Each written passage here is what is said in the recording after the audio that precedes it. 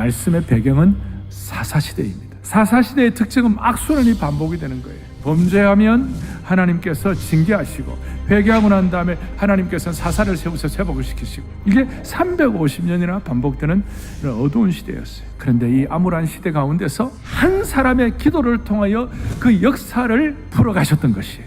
엘가나라는 남편이 있었고, 그 남편에게 두 아내가 있었어요. 그런데 한 사람의 이름은 한나고 또 한 사람의 이름은 브닛나예요. 브닛나에겐 자식이 있었고 한나에겐 자식이 없었어요. 그의 적수인 브닛나가 그를 심히 격분하게 하여 괴롭게 하더라. 한나가 마음이 괴로워서 여호와께 통곡하는 기도, 자기를 전체를 다 바쳐서 하는 기도를 올려드리게 된 것이에요. 그 상처가 생명을 거는 기도로 승화되면 그것이 비전이 되는 것입니다. 하나님께서 한나의 태의문을 닫으셨을 때 그 이유는 한나가 깊은 기도의 자리로 나오기를 원하셨기 때문에 하늘의 법칙으로 이렇게 하셨다는 것이에요. 그리고 그 기도를 할 때 드디어 한나에게 영적인 눈이 열린 거예요. 내 자식을 위해서 기도했는데 이 자식이 내 자식이 아니라 하나님이 주시는 자식인 줄로 믿습니다. 그걸 드디어 깨닫게 된 것이었습니다. 하나님이여 나를 한번 생각해 주시옵소서라고 기도했을 때 하나님이 생각해 주시니까 하나님께서 사무엘을 허락해 주신 것입니다. 그리고 그 사무엘은 혼란한 사사시대를 마감하고 그 찬란한 다윗 왕국의 시대를 여는 다리의 역할을 하게 된 것입니다. 원수 같은 상처가 나를 성공시키는 거예요. 하늘 법칙은 나를 어렵게 하는 자가 나를 성공시키고, 나를 어렵게 하는 환경이 나를 성공시키는 거예요. 요셉은 통곡하면서 애굽으로 팔려갈 때 나중에 요셉이 고백합니다. 그 상황 자체가 자기가 너무 고통스럽고 괴로웠다고.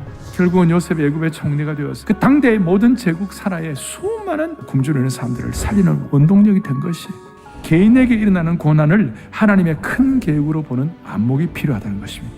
그런데 원수 같은 사람이 죽을 때까지 나를 괴롭힐 수 있는 것이, 외면하고 이럴 때 오히려 더 기세등등해가지고 더 괴롭힌다면 어떻게 해야 될까요?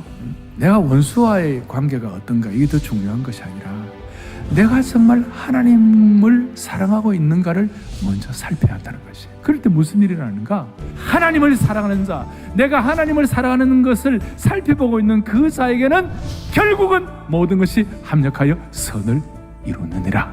성숙한 기도는 미래를 현재로 당겨오는 것입니다. 한나가 소리도 못 내고 오랜 시간 기도하니까 언제까지 내가 취하여 있겠느냐, 포도주 끊으라 그랬어요. 나는 내 마음의 고통이 너무 심해가지고 하나님 앞에 이렇게 기도의 자리로 나오지 않을 수가 없었습니다. 그러니까 이 대제사장 엘리가 평안히 가라, 이스라엘의 하나님이 너가 기도하여 구한 것을 허락하시기를 원하노라, 이렇게 축복을 하니까 아직 사무엘을 얻지도 못했어요. 미래에 일어날 그 일을 믿음으로 고백하고 그냥 다시는 근심하지 아니하고 가서 먹고 회복되었다. 하나님은 한나를 통하여 어두운 시대에 새판짜기를 했습니다.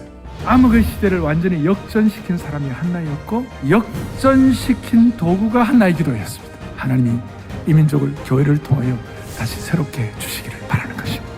K 부흥을 주시기를 바랍니다. 오늘 불임 상태와 같은 우리의 삶의 어려움이 있할지라도 생명 거는 기도를 통하여 원수가 오히려 나를 성공시키다고 믿음으로 말미암아 여러분과 저를 통해 하나님의 역사를 펼쳐나가기를 주님의 축복합니다.